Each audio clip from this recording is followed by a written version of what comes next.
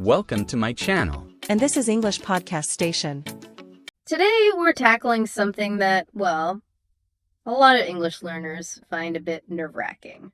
Making phone calls. Yeah, absolutely. Without seeing the other person, without those visual cues, it can feel like a totally different challenge. It really can. Clarity and confidence are just so important. They are. And knowing some standard phrases really helps you navigate those conversations much more smoothly. Exactly. So our mission today is pretty straightforward. We want to equip you with practical phrases, some good strategies, so you can handle everyday English phone calls with, well, more confidence. And we're drawing heavily on the content from the English Podcast Station, specifically their episodes about making phone calls.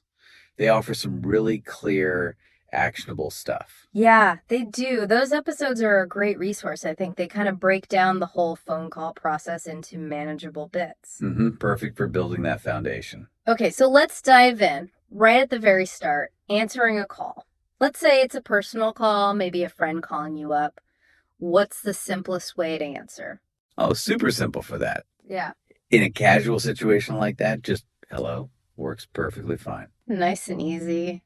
Okay, flip side. What if you're the one calling a friend? How do you, get the ball rolling? A really common friendly way Yeah. is just, hi, this is your name, the person's name there. Right. It tells them who's calling and who you want right away. The English Podcast Station had that little example, didn't they? Erica calling James. Yeah, something like, ring, ring. Hello. Hi, this is James. Is Erica there? Hi, James. Yes, speaking. How are you? I'm good, thanks. And you? Doing well. Thanks for calling. It's quick, right? Exactly. That little exchange just shows how natural and efficient that kind of opening is for a personal call. Gets right to it. Friendly, direct. Love it. Mm. Okay, now, shifting gears a bit. Calling a business or, an office. The tone changes, doesn't it? Feels more formal. Oh, definitely. Yeah. Calls to businesses usually need a bit more formality. So when they answer, you'll probably hear something like, good morning or good afternoon, company name, how can I help you? And how should you respond then as the caller? Well, you want to be clear about who you are and why you're calling. So polite options are like, hi, my name is James. I'd like to speak to Mr. Brown, please. Okay. Or maybe, good morning, I'm calling to ask about your services. Something like that.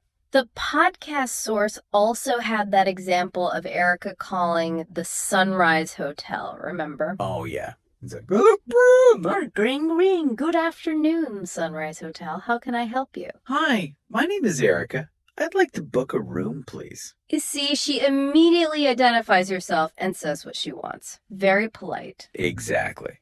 Very efficient for a business call. And James and Erica, on that English Podcast Station material, they really stress something important too. Those little words. Oh, absolutely. Using please and thank you. You really can't overstate how important they are in English, especially in more formal settings like business calls. Shows respect, Definitely conveys politeness. Okay, so the call started. Now, say you need to talk to a specific person there. What are some polite ways to ask for them? Right. You've got a few good options. May I speak to name? That's quite formal. Okay. Or is name available? That works well too. Or even just, could I speak to name, please? Adding that please is always a nice touch. Good point. And if you're the person they're asking for, how do you say, yep, that's me? Yeah. There are a few standard ways. If you're female, you'd say, this is she. Right. If you're male, this is he. Okay. And a really common one, works for anyone, is just speaking.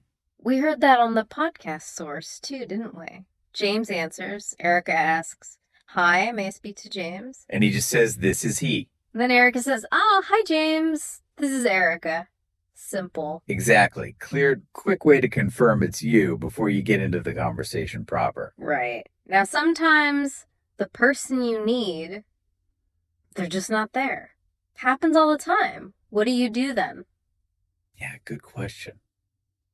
In that case, you'd offer to leave a message. You can ask, can I leave a message? Or perhaps a bit more formally, could you please tell name that I called? And what information is absolutely essential when you leave that message? Okay, the crucial bits are your name, maybe spell it if it's unusual, and definitely your phone number. So they can call back. Exactly. So they can easily return your call. The English podcast station had James leaving a message for Mr. Smith, I think. Yes, he said something like, please tell him James called.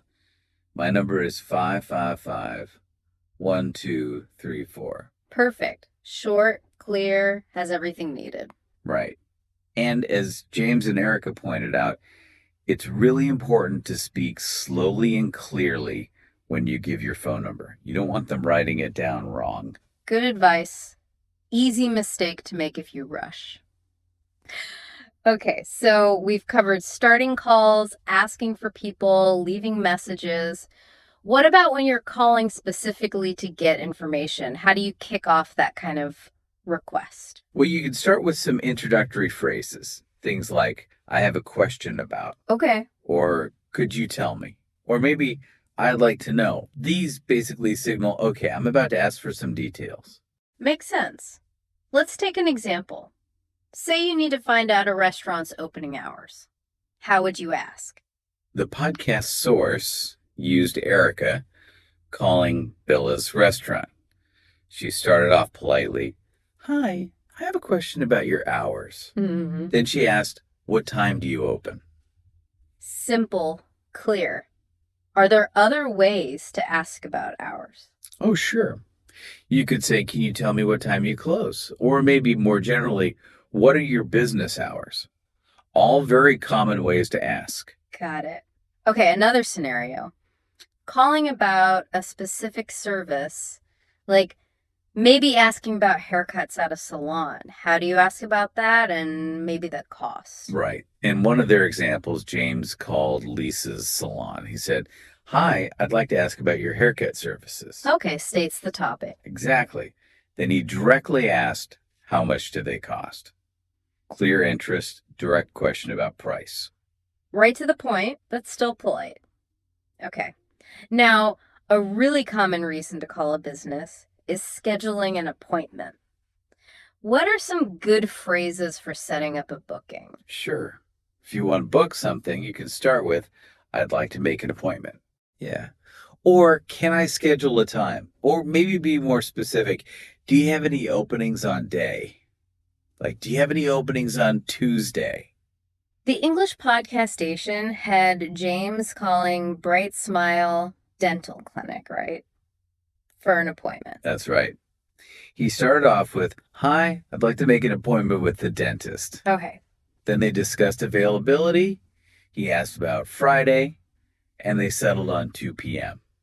It's pretty straightforward. He confirmed it, and that was it. But what if the time they offer just doesn't work for you?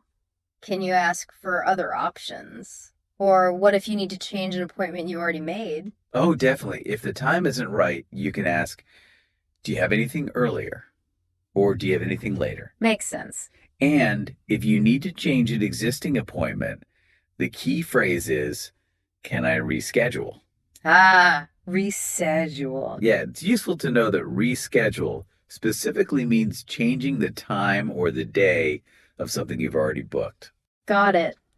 Okay, so we've gone through a ton of really useful phrases for different phone situations, but just knowing the words, that's not always the whole story, is it? Not at all. Sometimes the biggest hurdle is just feeling, confident enough to actually pick up the phone and speak English. That's a huge part of it, yeah. What advice did the English podcast station give for building that phone confidence? They shared 4 really practical tips, actually, aimed right at making phone calls feel less scary. Okay, what's the first one?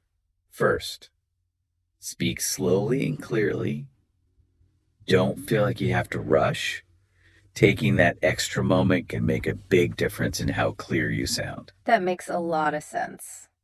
Don't rush yourself. Okay, tip number 2.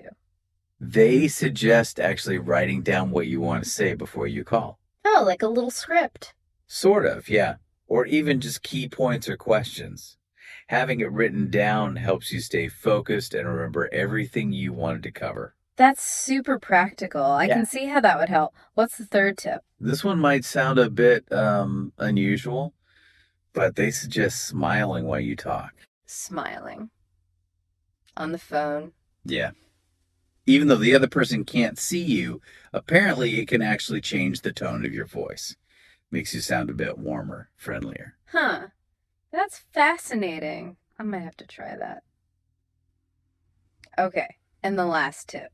The final tip was practice. Practice with a friend. Do some role playing, Like the examples they use. Exactly. Simulating those phone calls, trying out the phrases in a safe space that really build your comfort level and makes it feel less daunting when you do it for real. Those are all really solid, actionable things anyone can do. It's like breaking the challenge down into smaller, manageable steps. Precisely. And when you combine these confidence building tips with the practical phrases we've talked about, well, making phone calls in English starts to feel a lot more achievable. So, as we wrap up this deep dive on making English phone calls, it's really clear that, yeah, having the right phrases helps. But so does working on those strategies to boost your confidence. We pull these ideas directly from the English podcast station's material on this, and hopefully they're tools you can really use. We hope so too. These are practical things for everyday communication. And remember, like anything, the more you practice using these phrases, the more natural they'll start to feel. Don't be afraid to try them out. Definitely. So, thinking about all these strategies, the scenarios, the phrases, here's something for you to consider. What specific phone call, maybe one you've been kind of putting off, now feels a little less daunting after hearing all this? Yeah, and maybe what's one key phrase you feel ready to try out next time you need to speak English on the phone? Think about how using these skills actively could open up new opportunities for you and really just help you feel more confident in those real world English conversations.